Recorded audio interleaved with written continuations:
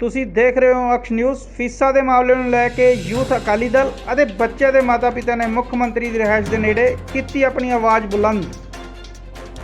ਤੇ ਇਹ ਗਰੀਬ ਮਾਪਿਆਂ ਦਾ ਕੀ ਕਸੂਰ ਹੈ ਜਿਨ੍ਹਾਂ ਦੀ ਆਮਦਨੀ ਬੰਦ ਹੋ ਗਈ, ਜਿਨ੍ਹਾਂ ਦੀ ਕਮਾਈ ਦੇ ਸਾਧਨ ਬੰਦ ਹੋ ਗਏ।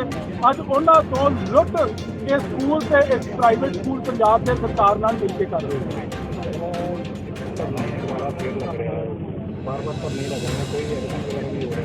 ਦੇਖੋ ਆਪੋਜੀਸ਼ਨ ਕੋਲ ਕੀ ਹੁੰਦਾ, ਚਾਹੇ ਨਿੱਜੀ ਲੜਾਈ ਲੜੇ ਉਹਦੇ 'ਚ ਵੀ ਪਰਿਵਾਰਾਂ ਦਾ ਸਾਥ ਦੇਵਾਂਗੇ ਤੇ ਡੈਮੋਕ੍ਰੇਸੀ ਦੇ ਵਿੱਚ ਪ੍ਰੋਟੈਸਟ ਧਰਨਾ ਮੁਜ਼ਾਹਰਾ ਇੱਕ ਬੁਨਿਆਦੀ ਹੱਕ ਹੈ ਸਾਡਾ। ਜੋ ਧਰਨਾ ਮੁਜ਼ਾਹਰਾ ਕਰਾਂਗੇ, ਜੇ ਨਹੀਂ ਸੁਣਨਗੇ ਜ਼ੋਰਦਾਰ ਕਰਾਂਗੇ। ਇਹ ਮਹਾਮਾਰੀ ਦੀ ਜਿਹੜੀ ਕਰੋਨਾ ਦੀ ਗੱਲ ਹੈ ਉਹਨੂੰ ਲੈ ਕੇ ਹਰ ਚੀਜ਼ ਨੂੰ ਦਬਾਉਣਾ ਚਾਹੁੰਦੇ, ਬਟ ਉਹ ਵੱਡੀ ਪ੍ਰੋਬਲਮ ਠੀਕ ਹੈ, ਉਸ ਪ੍ਰੋਬਲਮ ਹੈਗੀ, ਬਟ ਵੱਡੀ ਪ੍ਰੋਬਲਮ ਵਿਚਾਰੇ ਉਹ ਮਾਰੇ ਜਾ ਰਹੇ ਆ।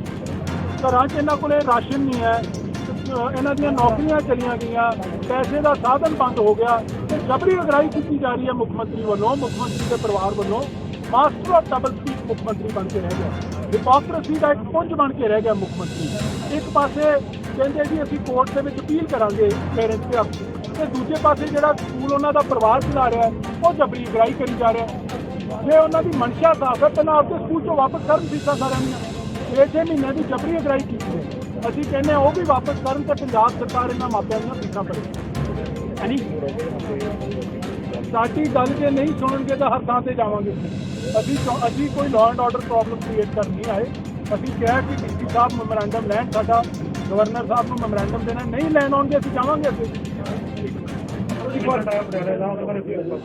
ਸਭ ਤੋਂ ਪਹਿਲਾਂ ਤਾਂ ਸਾਰਿਆਂ ਦਾ ਮੈਂ ਧੰਨਵਾਦ ਕਰਦਾ ਕਿ ਤੁਸੀਂ ਆਪਦੇ ਸਮੇਂ ਤੋਂ ਸਮਾਂ ਕੱਢ ਕੇ ਆਏ ਹੋ। ਮੈਂ ਇਸ ਗੱਲ ਦਾ ਤੁਹਾਡੇ ਸਾਰਿਆਂ ਤੋਂ ਮਾਫੀ ਵੀ ਮੰਗਦਾ ਕਿ ਬੀਤੇ ਸਮੇਂ ਤੋਂ ਪਹੁੰਚਣ 'ਚ ਥੋੜ੍ਹਾ ਜਿਹਾ ਲੇਟ ਹੋ ਗਿਆ, ਕਿਉਂਕਿ ਪਹਿਲੀ ਵਿਜ਼ਿਟ 'ਚ ਥੋੜ੍ਹੇ ਜਿਹੇ 1-2 ਪ੍ਰੋਗਰਾਮ ਐਡ ਹੋ ਗਏ।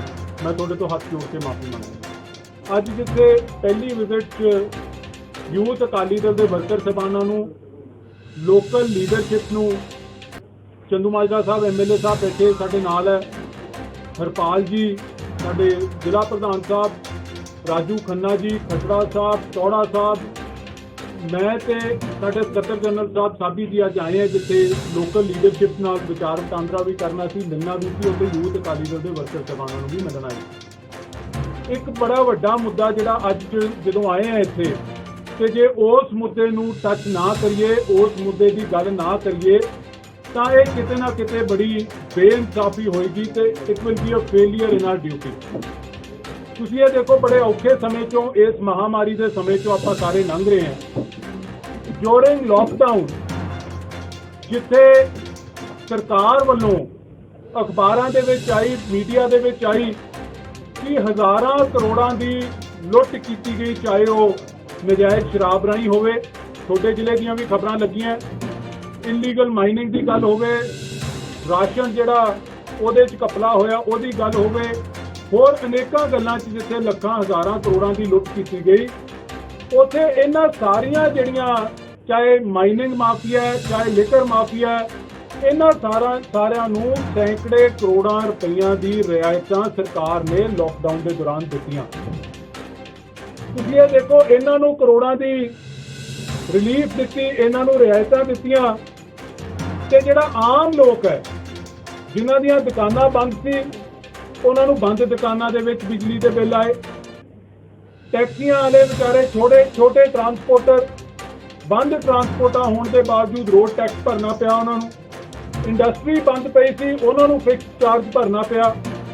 ਪਰ ਇਹਨਾਂ ਸਾਰੀਆਂ ਗੱਲਾਂ ਤੋਂ ਉੱਪਰ ਜਿਹੜੀ ਚੀਜ਼ ਹਰ ਇੱਕ ਸਿੰਗਲ ਹਾਊਸ ਹੋਲਡ ਨੂੰ ਪੰਜਾਬ 'ਚ ਟੱਚ ਕਰਦੀ ਹੈ, ਉਹ ਇਸ਼ੂ ਹੈ ਸਕੂਲ ਫੀਸ ਦਾ। ਸਕੂਲ ਬੰਦ ਪਏ, ਬੱਚੇ ਸਕੂਲਾਂ 'ਚ ਜਾ ਨਹੀਂ ਰਹੇ ਤੇ ਸਕੂਲਾਂ ਦੀਆਂ ਫੀਸਾਂ ਦੀ ਅਗਰਾਈ ਸ਼ੁਰੂ ਹੋ ਗਈ ਪ੍ਰਾਈਵੇਟ ਸਕੂਲਾਂ ਵਿੱਚ। ਮੈਂ ਸਪੈਸੀਫਿਕਲੀ ਇਸ ਇਸ਼ੂ ਦੇ ਵਿੱਚ, ਕਿਉਂਕਿ ਪਟਿਆਲੇ ਆਇਆ ਹੈ, YPS ਪਟਿਆਲੇ ਦੀ ਤੇ YPS ਮੋਹਾਲੀ ਦੀ ਜ਼ਰੂਰ ਗੱਲ ਕਰਨੀ ਚਾਹੂੰਗਾ, ਕਿਉਂਕਿ ਦੋਨੇ ਸਕੂਲ ਮੁੱਖ ਮੰਤਰੀ ਸਾਹਿਬ ਦੇ ਪਰਿਵਾਰ ਵੱਲੋਂ ਚਲਾਏ ਜਾ ਰਹੇ ਆ। ਜੋ ਹਾਲਾਤ ਇੱਥੇ ਬਣੇ ਆ, ਤੁਸੀਂ ਦੇਖਿਆ, ਅੱਜ ਬੱਚਿਆਂ ਦੇ ਕੁਝ ਪੇਰੈਂਟਸ ਵੀ ਆਏ ਆ, ਸ਼ਾਇਦ ਉਹਨਾਂ ਚੋਂ 3-4 ਜੈਦੀਪ ਜੀ ਹੈ, ਅਮਨਦੀਪ ਜੀ ਹੈ, ਜਗਤਾਰ ਜੀ ਹੈ, ਪ੍ਰਵੀਨ ਜੀ ਹੈ, ਹੋਰ ਅਨੇਕਾਂ ਸਾਰੇ ਆਏ ਆ ਜਿਹੜੇ ਪੀੜਤ ਹੈ ਇਹਨਾਂ ਸਕੂਲਾਂ ਦੇ। ਇਹਨਾਂ ਨੇ ਐਸੋਸੀਏਸ਼ਨ ਬਣਾ ਰੱਖੀਆਂ। ਤੁਸੀਂ ਇਹ ਦੇਖੋ, ਲੋਕਡਾਊਨ ਦੇ ਦੌਰਾਨ ਕੇਵਲ YPS ਪਟਿਆਲਾ, ਜੇ ਮੈਂ YPS ਦੇ ਅਦਾਰੇ ਦੀ ਗੱਲ ਕਰਾਂ, ਕੇਵਲ ਐਡਮਿਸ਼ਨ ਫੀਸ ਨਹੀਂ ਲਿੱਤੀ ਇਹਨਾਂ ਤੋਂ transport fees, sports fees, extra curricular activities ਦੀ ਫੀਸ ਤੇ ਬੋਰਡਿੰਗ ਤੇ ਹੌਸਟਲ ਦੀਆਂ ਫੀਸਾਂ ਵੀ ਇਹਨਾਂ ਤੋਂ ਅਗਰਾਈਆਂ ਗਈਆਂ। ਮੈਂ ਕਹੂੰਗਾ ਲਿੱਤੀਆਂ ਨਹੀਂ ਗਈਆਂ, ਅਗਰਾਈਆਂ ਗਈਆਂ। This is an extortion being run ਬਾय the school and it's administration. ਤੁਸੀਂ ਦੇਖੋ ਕਿੰਨਾ ਧੱਕਾ ਹੈ। ਸਕੂਲ ਖੁੱਲ ਨਹੀਂ ਰਹੇ, ਬੱਚੇ ਜਾ ਨਹੀਂ ਰਹੇ, ਬੋਰਡਿੰਗ ਦੀ ਫੀਸ, ਹੌਸਟਲ ਦੀ ਫੀਸ, ਸਪੋਰਟਸ ਦੀ ਫੀਸ, ਐਕਸਟਰਾ ਕਰਿਕੂਲਰ ਐਕਟੀਵਿਟੀਜ਼ ਦੀ ਫੀਸ। ਤੇ ਜੇ ਕੋਈ ਆਵਾਜ਼ ਉਠਾਉਂਦਾ ਹੈ, ਆਵਾਜ਼ ਸਰਕਾਰੀ ਤੰਤਰ ਬੰਤਰ ਵਰਤ ਕੇ ਉਹਦੀ ਆਵਾਜ਼ ਦਬਾਉਣ ਦਾ YPS ਦੀ ਮੈਨੇਜਮੈਂਟ ਮੁੱਖ ਮੰਤਰੀ ਸਾਹਿਬ ਦਾ ਰਸੂਖ ਵਰਤ ਕੇ ਆਵਾਜ਼ ਦਬਾਉਣ ਦੀ ਕੋਸ਼ਿਸ਼ ਕਰਦੀ ਹੈ। ਪਰਚੇ ਦਿੱਤੇ ਗਏ ਉੱਥੇ ਮੋਹਾਲੀ YPS ਸਕੂਲ ਦੇ ਵਿੱਚ, ਜਿਨ੍ਹਾਂ ਨੇ ਰੌਲਾ ਪਾਇਆ, ਜਾ ਕੇ ਉਹਨਾਂ ਨੂੰ ਥਾਣਿਆਂ 'ਚ ਸੱਦ ਕੇ ਇੰਟੀਮੀਡੇਟ ਕੀਤਾ ਗਿਆ, ਥ੍ਰੈਟਨ ਕੀਤਾ ਗਿਆ। ਇੱਥੇ ਜਿਹੜੇ ਪੇਰੈਂਟਸ ਹੈ ਉਹਨਾਂ ਨੂੰ ਕਿਹਾ ਗਿਆ ਤੁਹਾਡੇ ਬੱਚਿਆਂ ਨੂੰ, ਤੁਹਾਡੇ ਵਾਰਡਸ ਨੂੰ ਸਕੂਲ ਦੇ ਵਿੱਚੋਂ ਕੱਢ ਦਿੱਤਾ ਜਾਏਗਾ ਜੇ ਤੁਸੀਂ ਇਹ ਮਸਲਾ ਉਠਾਓਗੇ। ਇਸ ਮਾੜੇ ਵੇਲੇ ਤੁਸੀਂ ਸਾਰੇ ਜਾਣਦੇ ਹੋ ਹਜ਼ਾਰਾਂ ਲੋਕਾਂ ਦੀਆਂ ਨੌਕਰੀਆਂ ਗਈਆਂ। ਹਰ ਇਨਸਾਨ ਸੰਕਟ ਦੀ ਘੜੀ ਵਿੱਚੋਂ ਗੁਜ਼ਰ ਰਿਹਾ ਹੈ। Everybody is facing a financial crisis. ਤੇ ਇੱਧਰ ਇਹ ਸਕੂਲ ਹੈ ਜਿਹੜੇ ਇਹ ਲੁੱਟ ਕਰ ਰਹੇ ਹੈ, ਇਹ ਐਕਸਟੋਰਸ਼ਨ ਕਰ ਰਹੇ ਹੈ। ਮੈਂ ਕਹੂੰਗਾ ਐਕਸਟੋਰਸ਼ਨ ਹੈ ਕਿਉਂਕਿ ਵਿਲਿੰਗਲੀ ਕੋਈ ਨਹੀਂ ਦੇ ਰਿਹਾ। Why I am calling it extortion is because willingly ਆਪਦੇ ਮਨ ਨਾਲ, ਆਪਦੇ ਦਿਲ ਨਾਲ ਕੋਈ ਨਹੀਂ ਦੇ ਰਿਹਾ, ਕਿਉਂਕਿ ਬੱਚਾ ਨਹੀਂ ਜਾ ਰਿਹਾ। ਜਦੋਂ ਬੱਚੇ ਜਾਂਦੇ ਸਾਰੇ ਸਕੂਲਾਂ ਦੀਆਂ ਫੀਸਾਂ ਦਿੰਦੇ ਹੀ ਹੈ, ਬਿਕੋਜ਼ ਉਹਨਾਂ ਨੂੰ ਥ੍ਰੈਟਨ ਕਰਕੇ ਲਿੱਤਾ ਜਾ ਰਿਹਾ ਹੈ। This is extortion which the administration of YPS is doing today. ਮੈਂ ਹੈਰਾਨ ਹਾਂ ਮੁੱਖ ਮੰਤਰੀ ਸਾਹਿਬ ਤੇ ਵੀ ਤੇ ਇਹਨਾਂ ਦੀ ਸਰਕਾਰ ਤੇ। I would say he is the master of double speak. वो कहते हैं कि हाथी के दांत खाने को और दिखाने को और। कहते कुछ है, करते कुछ है। जो केस हाई कोर्ट के विच गया ते मैच फिक्सिंग हुई। ये पहली बारी मैच फिक्सिंग नहीं हुई। तुसी सारे जानते हो कोल वॉशिंग चार्जिस के विच भी एलिगेशन लगे। सरकार उदों प्राइवेट प्लेयर्स नाल रल के केस हारी, ਅੱਜ ਸਕੂਲਾਂ ਦੇ ਜਿਹੜੀ ਐਡਮਿਨਿਸਟ੍ਰੇਸ਼ਨ ਦਾ ਉਹਨਾਂ ਨਾਲ ਰਲ ਕੇ ਇਹ ਕੇਸ ਜਾਣਬੁੱਝ ਕੇ ਹਾਰਿਆ ਗਿਆ। ਤੇ ਅੱਜ ਸਰਕਾਰ ਕੀ ਕਹਿ ਰਹੀ ਹੈ? ਉਹ ਕਹਿ ਰਹੀ ਹੈ ਜੀ ਕਿ ਅਸੀਂ ਡਬਲ ਬੈਂਚ ਦੇ ਅਪੀਲ ਕਰਾਂਗੇ। ਜਾ ਸਰਕਾਰ ਹੈ ਹਾਈ ਕੋਰਟ ਤੇ ਸਾਨੂੰ ਸਾਰਿਆਂ ਨੂੰ ਰੱਬ ਜਿੰਨਾ ਵਿਸ਼ਵਾਸ ਹੈ, judiciary is the pillar of democracy which is standing tall today. ਪਰ ਜੇ ਉਹਨਾਂ ਦੇ ਸਾਹਮਣੇ ਇਹ ਫੈਕਟਸ ਹੀ ਨਹੀਂ ਰੱਖਣਗੇ ਤੇ ਉਹ ਫੈਸਲਾ ਕਿਵੇਂ ਕਰਨਗੇ? ਅੱਜ ਕਹਿੰਦੇ ਅਸੀਂ ਡਬਲ ਬੈਂਚ ਤੇ ਜਾਵਾਂਗੇ। ਜੇ ਮਨਸ਼ਾ ਤੁਹਾਡੀ ਇੰਨੀ ਸਾਫ਼ ਹੈ, ਜੇ ਮਨਸ਼ਾ ਤੁਹਾਡੀ ਲੋਕਾਂ ਨੂੰ ਰਿਲੀਫ ਦੇਣੀ ਹੈ, ਜੇ ਮਨਸ਼ਾ ਤੁਹਾਡੀ ਲੋਕਾਂ ਨਾਲ ਖੜਨ ਦੀ ਹੈ, ਤੇ ਫਿਰ ਆਪਦੇ ਸਕੂਲਾਂ 'ਚ ਕਿਉਂ ਲਈ ਜਾਂਦੇ ਹੋ? ਸਭ ਤੋਂ ਪਹਿਲਾਂ ਆਪਦੇ ਸਕੂਲ ਮਾਫ ਕਰੋ। ਜਿਹੜੀਆਂ ਸਕੂਲਾਂ 'ਚ ਤੁਹਾਡੇ ਸਕੂਲਾਂ ਨੇ ਅਗਰਾਈਆਂ ਕੀਤੀਆਂ ਲੋਕਾਂ ਤੋਂ, ਐਕਸਟੋਰਸ਼ਨ ਕੀਤੀ ਹੈ, ਉਹ ਪੈਸਾ ਉਹਨਾਂ ਨੂੰ ਵਾਪਸ ਕਰੋ ਪੇਰੈਂਟਸ ਨੂੰ। ਇਹ ਡਬਲ ਸਪੀਕ ਨਹੀਂ ਤਾਂ ਹੋਰ ਕੀ ਹੈ? ਉੱਥੇ ਤੁਸੀਂ ਸਰਕਾਰ ਲੈਵਲ ਤੇ ਕਹਿ ਰਹੇ ਹੋ ਅਸੀਂ ਡਬਲ ਬੈਂਚ ਤੇ ਜਾਵਾਂਗੇ, ਇੱਥੇ ਤੁਸੀਂ ਜਬਰੀ ਅਗਰਾਈ ਕਰ ਰਹੇ ਹੋ। ਇਹ ਅੰਤਰ ਕਿਉਂ ਹੈ? ਤੁਹਾਡੀ ਗੱਲ ਕਹਿਣੀ ਤੇ ਕਥਨੀ ਦਾ ਅੰਤਰ ਕਿਉਂ ਹੈ ਮੁੱਖ ਮੰਤਰੀ? ਮੈਂ ਇੱਕ ਮਿੰਟ ਦੀ ਕੰਪਲੀਟ ਕਰਨਾ ਆਪਦੀ ਗੱਲ ਪੂਰੀ। ਸੋ ਮੈਂ ਜਿਹੜੀ ਗੱਲ ਕਰ ਰਿਹਾ ਸੀ ਕਿ ਇਹ ਕਾਂਗਰਸ ਦੀ ਸਰਕਾਰ ਲੋਕਾਂ ਦੀਆਂ ਅੱਖਾਂ ਵਿੱਚ ਘੱਟਾ ਪਾਉਣ ਦੀ ਕੋਸ਼ਿਸ਼ ਕਰ ਰਹੀ ਹੈ। ਇਹਨਾਂ ਨੇ ਲੋਕਾਂ ਨੂੰ ਕੋਈ ਰਿਲੀਫ ਨਹੀਂ ਦੇਣਾ। ਇਹਨਾਂ ਨੇ ਇਸੇ ਤਰ੍ਹਾਂ ਜਬਰੀ ਅਗਰਾਈ ਕਰਨੀ ਹੈ ਤੇ ਦੋ ਗੱਲਾਂ ਨਹੀਂ ਹੋਣੀਆਂ ਚਾਹੀਦੀਆਂ। ਜਿਹੜੀ ਮੈਂ ਗੱਲ ਕੀਤੀ, ਲੋਕਾਂ ਦੀਆਂ ਅੱਖਾਂ ਪੂੰਝਣ ਦਾ ਜਿਹੜਾ ਕੰਮ ਤੁਸੀਂ ਕਰ ਰਹੇ ਹੋ, ਲੋਕਾਂ ਨੂੰ ਮੂਰਖ ਬਣਾਉਣ ਦਾ ਕੰਮ ਕਰ ਰਹੇ ਹੋ। ਅੱਜ ਪੰਜਾਬ ਦੇ ਲੋਕ ਸਾਰੀ ਗੱਲ ਸਮਝ ਚੁੱਕੇ ਆ। ਅੱਜ ਅਸੀਂ ਸਾਰੇ ਆਏ ਆ। ਇੱਕ ਤਾਂ ਅਸੀਂ ਮੈਮੋਰੈਂਡਮ ਹੈ ਸਾਡੇ ਕੋਲੇ ਤਿਆਰ ਕੀਤਾ ਅਸੀਂ ਯੂਥ ਅਕਾਲੀ ਦਲ ਵੱਲੋਂ, ਕਿਉਂਕਿ ਅਸੀਂ ਫੈਸਲਾ ਕੀਤਾ ਕਿ ਜਿਹੜੇ ਇਹ ਪੀੜਤ ਪਰਿਵਾਰ ਹੈ, ਅੱਜ YPS is the symbol of extortion by school administrations in the state. Shiromani Akali Dal the youth wing ਇਹਨਾਂ ਸਾਰੇ ਪਰਿਵਾਰਾਂ ਨਾਲ ਡਟ ਕੇ ਖੜੂਗਾ। ਅਸੀਂ ਮੈਮੋਰੈਂਡਮ ਦਿੱਤਾ ਡੀਸੀ ਸਾਹਿਬ ਆਪਣਾ ਗਵਰਨਰ ਸਾਹਿਬ ਨੂੰ ਕਿ ਜਿੱਥੇ 6 ਮਹੀਨਿਆਂ ਦੀ ਫੀਸ ਦੀ ਅਗਰਾਈ ਹੋਈ ਹੈ, ਜੇ ਹਾਈ ਕੋਰਟ ਤੋਂ ਰਿਲੀਫ ਇਹਨਾਂ ਨੂੰ ਨਹੀਂ ਮਿਲਿਆ ਤੇ ਜੇ ਸ਼ਰਾਬ ਵਾਲਿਆਂ ਨੂੰ ਦੇ ਸਕਦੇ ਆ ਕਰੋੜਾਂ ਰੁਪਏ, ਜੇ ਮਾਈਨਿੰਗ ਵਾਲਿਆਂ ਨੂੰ ਕਰੋੜਾਂ ਦੀ ਰਿਲੀਫ ਦੇ ਸਕਦੇ ਜਿਹੜੇ ਲੁੱਟ ਕਰੀ ਜਾ ਰਹੇ ਨਜਾਇਜ਼ ਤੌਰ ਤੇ ਬੱਚਿਆਂ ਦੀ ਫੀਸ ਕਿਉਂ ਨਹੀਂ 6 ਮਹੀਨਿਆਂ ਦੀ ਸਰਕਾਰ ਭਰਦੀ ਜਦੋਂ ਗਏ ਨਹੀਂ?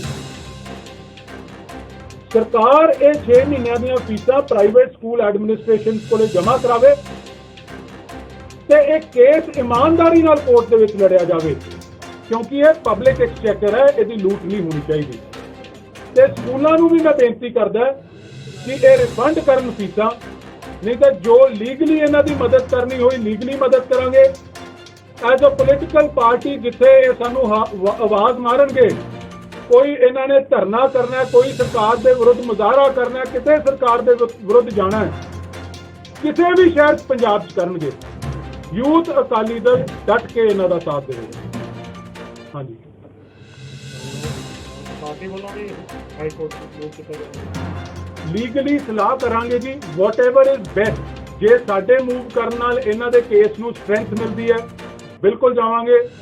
ਜੇ PIL ਪਾਉਣ ਨਾਲ ਇਹਨਾਂ ਦੇ ਕੇਸ ਨੂੰ ਸਟਰੈਂਥ ਮਿਲਦੀ ਹੈ, ਬਿਲਕੁਲ ਜਾਵਾਂਗੇ। ਜੇ ਇਹਨਾਂ ਦੇ ਕੇਸ ਅਸੀਂ ਕੋਈ ਇਹਨਾਂ ਦੀ ਮਦਦ ਕਰ ਸਕਦੇ ਹਾਂ ਲੀਗਲੀ, ਕੋਈ ਚੰਗੇ ਵਕੀਲ ਇਹਨਾਂ ਨੂੰ ਲੋੜ ਹੈ, ਉੱਥੇ ਵੀ ਮਦਦ ਕਰਾਂਗੇ। ਤੁਸੀਂ ਗੱਲ ਕੀਤੀ ਹੈ PIL ਦੀ ਆਟਾ ਦਾਲ ਦੀ ਸਰਕਾਰ ਨੇ ਗੱਲ ਕਰਨੇ ਹਾਂਜੀ ਸ਼ਰਾਬ ਫੈਕਟਰੀ ਦੀ ਗੱਲ ਕੀਤੀ, 2 ਮਹੀਨੇ ਹੋ ਗਏ। ਅਕਾਲੀ ਦਲ ਨੇ ਕਿਹਾ ਸੀ ਜੇ ਕੋਈ ਕਾਰਵਾਈ ਨਾ ਹੋਈ ਤਾਂ ਹਾਈ ਕੋਰਟ ਦਾ ਰੁਖ ਕੀਤਾ। ਅਸੀਂ ਹਾਈ ਕੋਰਟ ਦੇ ਵਿੱਚ ਜਾਵਾਂਗੇ। ਇਸ ਵੇਲੇ ਇਸ਼ੂ ਸਿਰਫ ਪ੍ਰੋਬਲਮ ਇੰਨੀ ਹੈ, ਤੁਸੀਂ ਵੀ ਸਮਝਦੇ ਹੋ ਕਿ ਕੋਰਟਸ ਫੁਲੀ ਫੰਕਸ਼ਨਲ ਨਹੀਂ ਹੈ ਬਿਕੋਜ਼ ਆਫ ਕਰੋਨਾ ਵਾਇਰਸ। ਸਿਰਫ ਐਮਰਜੈਂਸੀ ਜਾਂ ਇੰਪੋਰਟੈਂਟ ਕੇਸਿਸ ਜਿਹਦੇ 'ਚ ਮੈਂ ਕਿਸੇ ਵਕੀਲ ਸਾਹਿਬ ਨੂੰ ਵੀ ਪੁੱਛਿਆ ਸੀ, ਟੈਕਨੀਕਲੀ ਹੋ ਸਕਦਾ ਮੇਰਾ ਕੋਈ ਇੱਕ ਦਾ ਲਫ਼ਜ਼ ਇੱਧਰ ਹੋ ਜਾਵੇ, ਕੋਈ ਫਰਸਟ ਬੇਲਸ ਹੈ ਜਾਂ ਕੋਈ ਇਹੋ ਜਿਹੇ ਐਮਰਜੈਂਸੀ ਕੇਸਿਸ ਹੈ ਜਿਹੜੇ ਉੱਥੇ ਹਾਈ ਕੋਰਟ ਐਂਟਰਟੇਨ ਕਰ ਰਹੀਆਂ। ਹਾਈ ਕੋਰਟ ਫੰਕਸ਼ਨਲ ਹੋ ਗਈ। ਇਹ ਸਾਰੀ ਸਰਕਾਰ ਦੀਆਂ ਲੁੱਟਾਂ ਦੀ ਕਹਾਣੀ ਲੈ ਕੇ, ਸਾਰੀ ਦਾਸਤਾਨ ਲੈ ਕੇ, ਸਾਰਾ ਪਲੰਦਾ ਲੈ ਕੇ ਹਾਈ ਕੋਰਟ ਜਾਵਾਂਗੇ। ਜਿੱਥੇ ਪੁਲਿਸ ਦੀ ਗੱਲ ਕੀਤੀ ਹੈ, ਪੰਜਾਬ ਪੁਲਿਸ ਨਹੀਂ ਕਰ ਰਹੀ, ਉੱਥੇ ED ਦਾ ਵੀ ਡਿਪਟੀ ਡਾਇਰੈਕਟਰ ਇੱਥੇ ਆਏ ਸੀਗੇ, ਉਹ ਵੀ ਚੁੱਪ ਕਰਕੇ ਬੈਠ ਕੇ ਮਿਲਣਾ ਹੋ ਗਿਆ, ਕੁਝ ਵੀ ਕਾਰਵਾਈ ਨਹੀਂ ਕਰ ਰਹੇ। ਉਹ ਵੇਟ ਕਰ ਰਹੇ ਨੇ ਵੀ ਪੰਜਾਬ ਪੁਲਿਸ ਉਹਨਾਂ ਨੂੰ ਕਾਰਜ ਕਰੋ, ਬਟ ਉਹ ਆਪਣੇ ਸੂਹ ਮੋਟੋ ਵੀ ਕਰ ਸਕਦੇ ਨੇ। ਆਨਲਾਈਨ FIR ਪਈਆਂ, ਸਭ ਕੁਝ ਆਨਲਾਈਨ ਅਵੇਲੇਬਲ ਹੈ। ਕੇਂਦਰ ਤੁਹਾਡੀ ਸਰਕਾਰ ਹੈ, ED ਕੇਂਦਰ ਕਿਤੇ ਪੱਕਾ ਉਹ ਕਾਰਵਾਈ ਕਿਉਂ ਨਹੀਂ? ਦੇਖੋ, we are not interfering in the investigation of the ED or trying to influence it, but ਇੱਕ ਗੱਲ ਬੜੀ ਕਲੀਅਰ ਹੈ, ਤੁਸੀਂ ਵੀ ਜਾਣਦੇ ਹੋ, ED ਵਾਲਿਆਂ ਨੇ ਕਿਹਾ ਕਿ ਸਾਡੇ ਨਾਲ ਪੰਜਾਬ ਸਰਕਾਰ ਕੋਆਪਰੇਟ ਨਹੀਂ ਕਰ ਰਹੀ। FIRਾਂ ਆਨਲਾਈਨ ਮਿਲ ਜਾਂਦੀਆਂ, ਬਟ FIRਾਂ ਦੇ ਨਾਲ ਜਿਹੜਾ ਐਵੀਡੈਂਸ ਇਕੱਠਾ ਕੀਤਾ ਗਿਆ, ਜਿਹੜਾ ਲੱਗਿਆ ਹੈ, ਉਹ ਆਨਲਾਈਨ ਅਵੇਲੇਬਲ ਨਹੀਂ ਹੈ। ਸੋ ਸਰਕਾਰ ਕੋਆਪਰੇਟ ਕਰੇ। ਜੇ ਦੁੱਧ ਦਾ ਦੁੱਧ, ਪਾਣੀ ਦਾ ਪਾਣੀ ਕਰਨਾ ਚਾਹੁੰਦੀ ਹੈ, ਰੋਜ਼ ਕਹਿ ਦਿੰਦੇ ਆ ਕਿ ਅਸੀਂ ਚਾਹੁੰਦੇ ਹਾਂ ਕਿ ਦੁੱਧ ਦਾ ਦੁੱਧ, ਪਾਣੀ ਦਾ ਪਾਣੀ, ਅਗਰ ਰਿਕਾਰਡ ਦੇਵੇ ED ਨੂੰ, ਕਿਉਂ ਨਹੀਂ ਦਿੰਦੇ ਇਹ ਰਿਕਾਰਡ? ਸੋ ਐਵੀਡੈਂਸ ਜਿਹੜਾ ਹੈ ਉਹਨੂੰ ਡਿਸਟਰੋਏ ਕਰਨ ਦਾ ਯਤਨ ਸਰਕਾਰ ਵੱਲੋਂ ਕੀਤਾ ਜਾ ਰਿਹਾ, but ED is doing it's job. ਕਿੰਨਾ ਚਿਰ ਦੇ ਕੈਨ ਡਿਲੇ ਕਰ ਸਕਦੇ ਆ, ਪਰ ਉਹ ਕਾਰਵਾਈ ਨੂੰ ਰੋਕ ਨਹੀਂ ਸਕਦੇ। ਇਹਨਾਂ ਦੇ ਜਿੰਨੇ ਲੀਡਰ ਹੈ, ਛੋਟੇ ਇੱਥੇ ਜਾਲੀ ਡਿਸਟਿਲਰੀਆਂ ਫੜੀਆਂ ਗਈਆਂ, ਇਲੀਗਲ ਸਮਗਲਿੰਗ ਹੋਈ ਹੈ ਲਿਕਰ ਦੀ ਇਸ ਲਾਕਡਾਊਨ ਦੌਰਾਨ, ਹਜ਼ਾਰਾਂ ਕਰੋੜ ਰੁਪਏ ਦੀ ਨਜਾਇਜ਼ ਸ਼ਰਾਬ ਵੇਚੀ ਗਈ ਹੈ। ਅਕਸਰ ਉਹ ਦੇਣੀ ਆਉਣੀ ਹੈ ਕਿਤੇ ਨਾ ਕਿਤੇ। ਉਹਨਾਂ ਦੇ ਕਹਿਣ ਦਾ ਮਤਲਬ ਹੈ ਕਿ ਤੁਸੀਂ ਪ੍ਰੈਸ਼ਰਾਈਜ਼ ਕਰੋ ਗਵਰਨਮੈਂਟ ਨੂੰ ਕਿ ਉਹ ਰਿਕਾਰਡ ED ਨੂੰ ਦੇਵੇ, ਜਾਂ ਪ੍ਰੈਸ਼ਰਾਈਜ਼ ED ਨੂੰ ਕਰੋ ਕਿ ਉਹ ਸੂ ਮੋਟੋ ਲੈ ਕੇ ਇਨਵੈਸਟੀਗੇਸ਼ਨ ਔਨ ਕਰੇ। ਦੇਖੋ, ਅਸੀਂ ਸਰਕਾਰ ਦੇ ਵਿਰੁੱਧ ਅੱਜ ਜਿਵੇਂ ਆਏ ਹਾਂ, ਸਰਕਾਰ ਦੇ ਵਿਰੁੱਧ ਹੀ ਆਏ ਹਾਂ, ਸਰਕਾਰ ਨੂੰ ਪ੍ਰੈਸ਼ਰਾਈਜ਼ ਕਰਨੇ ਆਏ ਹਾਂ, but there has to be a very fine line. ਅੱਜ ਕੱਲ੍ਹ ਹਾਲਾਤ ਵੀ ਜਿਹੜੇ ਚੱਲ ਰਹੇ ਹੈ, ਥੋੜਾ ਬਹੁਤ ਉਹਨੂੰ ਵੀ ਮੱਦੇ ਨਜ਼ਰ ਰੱਖਦੇ ਹੋਏ, ਬਟ ਜਿੱਥੇ ਕਿਤੇ ਕਿਸੇ ਕਿਸਮ ਦਾ ਅਨਿਆਏ ਹੋਊਗਾ, ਤੁਸੀਂ ਚਾਹੇ ਲਿਕਰ ਦੀ ਗੱਲ ਕਰ ਲਈ, ਚਾਹੇ ਅੱਜ ਅਸੀਂ ਸਕੂਲ ਫੀਸ ਤੇ ਆਏ ਹਾਂ, ਅਸੀਂ ਡਟਵੀਂ ਲੜਾਈ ਲੜਾਂਗੇ ਸਰਕਾਰ ਨਾਲ। ਇਹ ਤਾਂ ਲਿਕਰ ਦੇ ਵੀ ਕਹਿ ਰਹੇ ਹੋ ਵੀ 55 ਕਰੋੜ ਦਾ ਘਾਟਾ ਪਿਆ, ਜੋ ਸਰਕਾਰ ਦੀ ਮੰਗੀ ਹੈ, ਕਾਫੀ ਰੋੜਾ ਵੀ ਪਿਆ ਸੀਗਾ, ਬਟ ਟੋਟਲ ਜਿਹੜੇ ED ਦੇ ਸੋਰਸ ਉਹ ਕਹਿ ਰਹੇ ਨੇ 20-25,000 ਕਰੋੜ ਦਾ ਘਾਟਾ ਜੇ ਇਲੀਗਲ ਲਿਕਰ ਨੂੰ ਕੰਟਰੋਲ ਕਰ ਲਿਆ ਜਾਵੇ। ਮੈਂ 5500 ਕਰੋੜ ਦਾ ਜਿਹੜਾ ਘਾਟਾ ਸੀ, ਦੈਟ ਇਜ਼ ਓਨਲੀ ਦ ਘਾਟਾ ਜਿਹੜਾ ਰੈਵਨਿਊ ਲਾਸ ਹੋਇਆ ਪੰਜਾਬ ਨੂੰ। ਜਿਵੇਂ ਅਕਾਲੀ ਦਲ ਦੀ ਸਰਕਾਰ 'ਚ ਜਦੋਂ ਕੈਪਟਨ ਸਾਹਿਬ ਨੇ ਪਿਛਲੀ ਵਾਰੀ ਸਰਕਾਰ ਛੱਡੀ ਸੀ, 1300 ਕਰੋੜ ਰੁਪਏ ਤੇ ਰੈਵਨਿਊ ਸੀ ਐਕਸਾਈਜ਼ ਦਾ। 1400 ਕਰੋੜ ਤੇ ਲਿੱਤਾ ਸੀ 2002 ਚ 2007 ਚ 1300 ਕਰੋੜ ਤੇ ਛੱਡਿਆ ਸੀ। ਇਹ ਰਿਕਾਰਡ ਹੈ, ਕਿਸੇ ਸਟੇਟ 5 ਸਾਲਾਂ ਚ ਐਕਸਾਈਜ਼ ਦਾ ਰੈਵਨਿਊ ਘਟਿਆ ਨਹੀਂ ਹੋਣਾ। ਅਸੀਂ 1300 ਤੋਂ ਲੈ ਕੇ 5000 ਕਰੋੜ ਤੱਕ ਲਗੇ।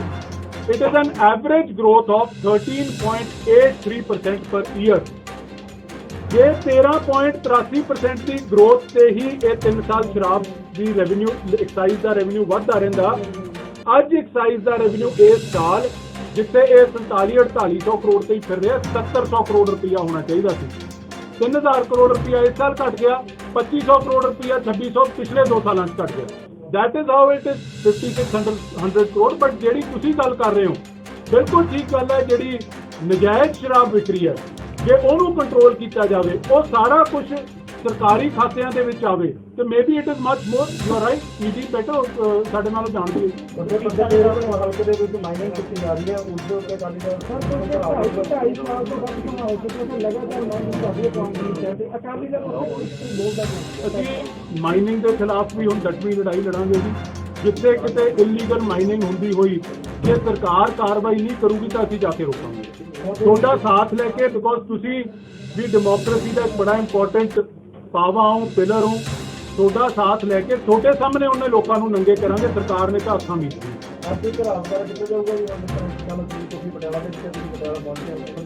ਤਾਂ 5 ਮਿੰਟ ਤੁਹਾਨੂੰ ਲੱਗ ਜੂ ਪਤਾ ਜੀ, ਕੁਛ ਨਾ ਕੁਛ ਤਾਂ ਕਰਾਂਗੇ ਜਿਹੜੇ ਆਏ ਆ ਇੱਥੇ। ਸਰ ਤੁਸੀਂ ਕਹਿ ਰਹੇ ਸੀ ਸਰਕਾਰ ਇਹਨਾਂ ਨਾਲ ਤੇ ਤੁਸੀਂ ਸਿੰਗਲਾ ਜੀ ਦੇ ਜਿਹੜੇ ਹੈਗੇ ਉਹਨਾਂ ਦਾ ਅਸਤੀਫਾ ਮੰਗੋਗੇ ਸਰਕਾਰ?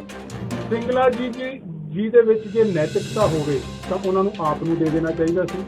ਦੂਜੀ ਗੱਲ, ਮੁੱਖ ਮੰਤਰੀ ਸਾਹਿਬ ਦਾ ਪਰਿਵਾਰ ਹੈ ਜਿਹੜਾ ਉਹ YPS ਸਕੂਲ ਚਲਾ ਰਿਹਾ, ਸਭ ਤੋਂ ਵੱਡੀ ਜ਼ਿੰਮੇਵਾਰੀ ਤਾਂ ਉਹਨਾਂ ਦੀ ਬਣਦੀ ਆ।